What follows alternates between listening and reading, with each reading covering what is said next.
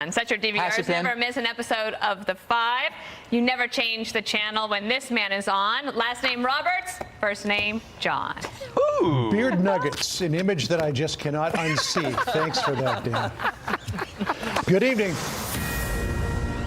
Good evening. This is a Fox News alert. I'm John Robertson for Bret Baier. We begin with the fiery shootdown of competing bills to reopen the government and end the partial shutdown now in its 34th day.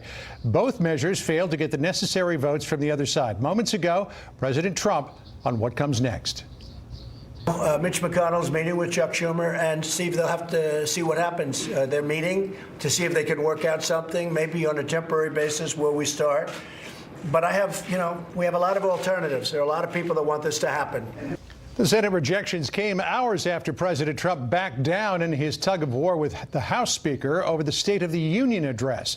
We have Fox team coverage tonight. Kevin Corke at the White House with the president's decision and what it's going to take for the two sides to come to an agreement. We start off tonight, though, with our chief congressional correspondent, Mike Emanuel, on Capitol Hill, and the Senate's thumbs down on ending the shutdown. Good evening, Mike. John, good evening to you. Speaker Nancy Pelosi just told reporters she's not entirely sure what President Trump is requesting in terms of what the White House has described as a large down payment on the border wall. Some other Democrats suggest that could be trouble in terms of talks to reopen the government.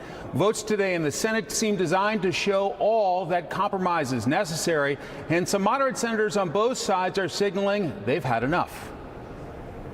To my colleagues on the other side of the aisle, if you don't like the provisions that have been laid down, then let's work them through. Let's get to yes here. This is all man-made, and this is turning not only into a catastrophe, it's turning into an emergency. The tension led to a couple of lawmakers getting into it on the Senate floor. When the senator from Texas shut this government down in 2013, my state was flooded. It was underwater. People were killed. We've seen a whole lot of table banging right here on this floor.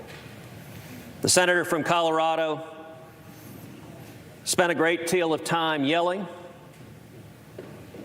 spent a great deal of time attacking me personally. As for the votes today, both measures failed. The motion is not agreed to. President Trump's proposal was 51-47, short of the 60-vote threshold, with West Virginia's Joe Manchin the only Democrat in favor.